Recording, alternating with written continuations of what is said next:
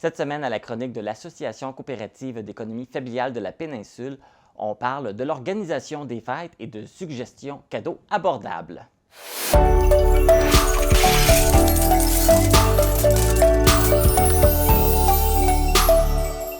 Je suis en compagnie de la directrice de l'ESSEF, Hélène Guilbeault. Bonjour Hélène! Bonjour! Comment ça va? Très bien.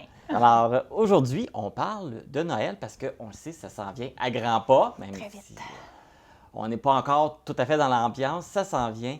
Et puis souvent, c'est une période qui coûte très, très cher. Les gens dépensent beaucoup, même des fois, au-delà de leurs moyens. Alors, y a-t-il des trucs, des moyens pour, justement, pas s'endetter à Noël? Oui, puis il y a de très, très, très bons trucs, de très bonnes idées, mais moi, je veux juste rappeler aux gens qu'est-ce que ça peut représenter Noël en termes financiers. Donc, pour 2022, en fait, on planifie les Québécois dépenser 588 en moyenne pour Noël. Donc, c'est quand même un bon montant qu'il faut qu'on réfléchisse, qu'il faut qu'on planifie.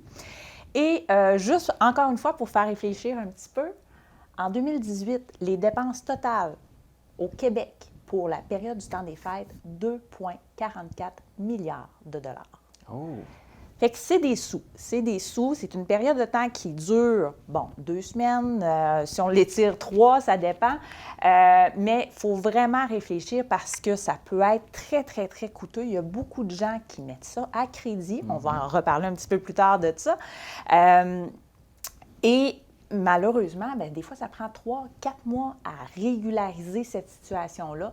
Donc, c'est pour ça qu'il faut se planifier, qu'il faut être intelligent dans notre planification du temps des fêtes. Et comment ils font pour évaluer comment les gens vont dépenser?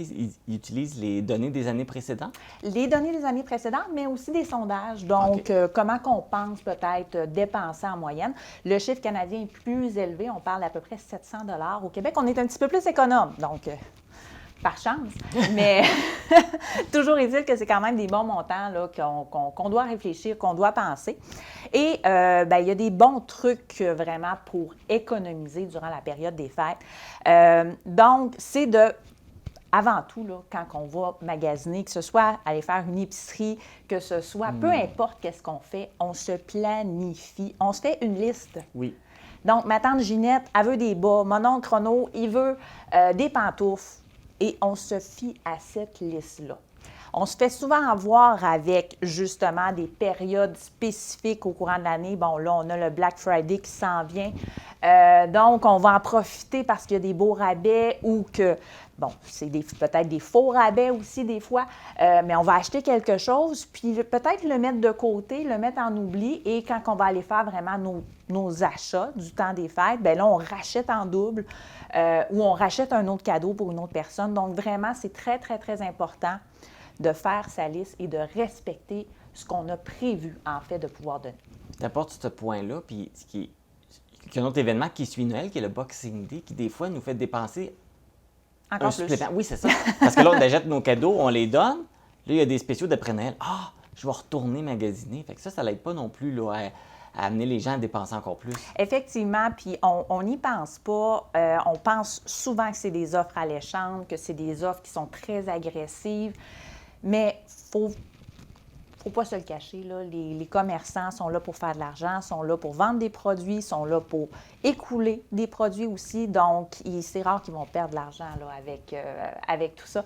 Donc, il faut en prendre bonne note là, que les produits qui sont vendus, ils sont vendus quand même avec une certaine cote de profit, même si on dit qu'il y a une grosse étiquette rouge dessus. Hein? Oui, c'est ça. Surtout si on n'en a pas besoin, même Encore si plus, c'est moins cher. S'il n'est pas marqué sur la liste, là, ça ne sert à rien de l'acheter. Puis d'en revenir sur la liste, oui, c'est bien de se faire une liste, mais peut-être ne pas attendre à la dernière minute. Il y en a beaucoup qui attendent dans les derniers jours pour aller magasiner. Donc là, ils n'ont pas le temps de faire des comparatifs entre les différents magasins. Donc là, ça me le prend tout de suite. Je prends le premier où je trouve, peu importe le prix. Fait que ça l'aide pas non plus d'attendre à la dernière minute. Effectivement. En fait, Noël se planifie à partir du mois de janvier. Donc, on devrait déjà penser en janvier d'acheter un cadeau à gauche, à droite, pour justement pas avoir un mois impacté d'une valeur de 500 on l'a dit tout à l'heure, qui vient quand même très, très lourd sur le budget. Et ça, c'est sans compter l'alimentation aussi, hein, parce que là, on reçoit dans la période des fêtes, donc des grandes tablées, des gros repas. Puis, je sais pas, là, mais en tout cas, moi, j'ai toujours mangé des restes de Noël pendant 4 semaines après Noël. On pourrait-tu essayer de ne pas manger de restes cette fois-ci et faire la quantité qu'on a de besoin?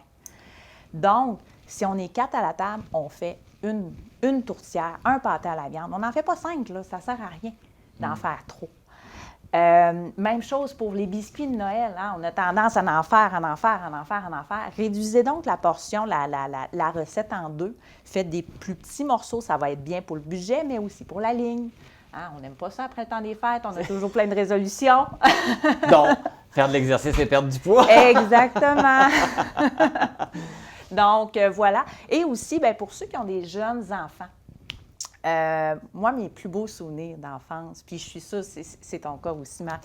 Je me souviens, à un moment donné, il y a une de mes tantes qui m'avait acheté la grosse patente, le gros avion téléguidé, là, toi, là. Ça n'avait pas de bon sens.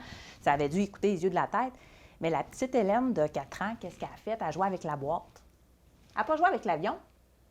Ou à jouer avec l'avion une journée, puis le lendemain, c'était fini. C'est ça. Donc, des fois, c'est des petites choses comme ça. Ça ne sert à rien de dépenser trop pour des enfants, alors que souvent, c'est des petites choses qui peuvent les amuser. Que ce soit des boîtes vides, que ce soit des fois des petits jouets en plastique qui font un quick, ou peu importe. Donc, pour les enfants, soyez intelligents dans vos achats. Voyez à faire des investissements durables pour les jouets qu'on peut acheter aux enfants.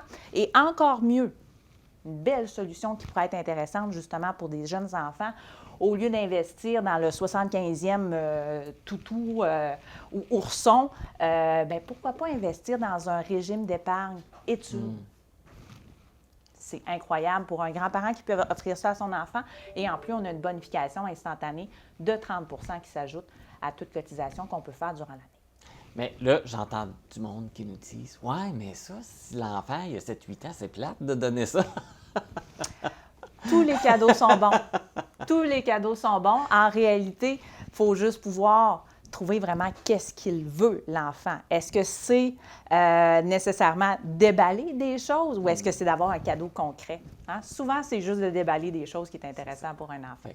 Ça n'empêche pas d'acheter un petit cadeau, un petit bonbon qui va déballer, qui va venir avec son investissement qui va l'aider plus tard. Fait que là, on parlait de faire la liste pour les cadeaux, mais faire la liste aussi pour l'épicerie, justement qu'on puisse évaluer qu'est-ce qu'on a besoin, combien de personnes vont manger et tout. Les décorations de Noël aussi, parce qu'il y a beaucoup de dépenses qui se font pour les décorations de Noël. On passe dans les rues, des maisons qui sont décorées, c'est fou, c'est incroyable, mais c'est beaucoup d'argent, toutes ces dépenses-là. Et en plus, quand il y a beaucoup de lumière, c'est beaucoup d'électricité aussi. Exactement. Beaucoup d'électricité, beaucoup d'argent. Et souvent, on se fait avoir, hein, parce qu'il y a des choses qui sont cachées dans le fin fond du grenier. Et ce qui est génial présentement, c'est que le vintage et même le kitsch revient à la mode. Donc, pourquoi ne pas ressortir des fois des vieilles décorations qui datent, des décorations de maman, grand-maman, qui peuvent dater, oui, mais qui peuvent être réutilisées encore. On s'entend, c'est utilisé juste une fois par année. Là, hein? Donc, voilà. Et bien, c'est sûr et certain, la nuit, on éteint. Donc, on essaie de réduire le plus possible notre empreinte écologique et notre empreinte énergétique là, face à toutes ces belles décorations lumineuses. Et des fois, bien ça, c'est un petit conseil que je peux vous donner. Là, on se fait souvent, malheureusement, avoir dans certains types de magasins là, on va aller faire juste un petit détour, voir si je ne pourrais pas trouver une babiole et finalement, on se retrouve à acheter le magasin au complet. Donc, on avait prévu initialement peut-être dépenser 5-6 $ alors qu'en réalité, on en dépense 150. Faites attention, une petite liste. C'est ça, d'où l'importance de la liste. Mais c'est pas juste de la faire, c'est de la respecter. Oui, effectivement. Puis je suis la première, là. Écoutez, là, je suis la première à me taper sur les doigts là-dessus. Finalement, ce qu'on comprend, c'est quand même une grosse planification. Noël, on a beaucoup de choses à planifier. On a beaucoup de choses à planifier. Il faut le faire de façon intelligente et surtout pour respecter notre budget, en fait. C'est ça la clé, ne pas se lancer dans une spirale de surendettement parce que ça peut venir très, très vite et c'est très néfaste en bout de ligne de devoir payer un Noël à crédit pendant 3, 4, 5 mois des fois. Fait que même si on est il reste encore plus d'un mois avant Noël, je pense que c'est important de commencer maintenant là, à planifier. En réalité, on est déjà en retard parce que ça devrait être fait depuis janvier. Mais en janvier, on va se reprendre. Oui, c'est ça. Résolution, je prépare mon Noël dès qu'il est fini. Exactement. Bien, merci beaucoup, Hélène. Merci encore infiniment. Une chronique super intéressante et qui nous aide à nous guider justement pour faire attention à notre porte-monnaie. Tout à fait. Et puis, on va se revoir pour une autre chronique après les fêtes où on va parler justement de la gestion du crédit après les fêtes. Oui, parce que si vous n'avez pas écouté les conseils aujourd'hui, bien c'est sûr qu'il va falloir regarder un petit peu notre crédit après les fêtes. Oui, on va vous dire comment gérer tout ça après. Donc, nous, on va se revoir seulement que l'année prochaine. Eh bien oui. Ça va peut-être tôt, mais je vais quand même te souhaiter un beau temps des fêtes. Pareillement. Et à une belle année 2023. Merci.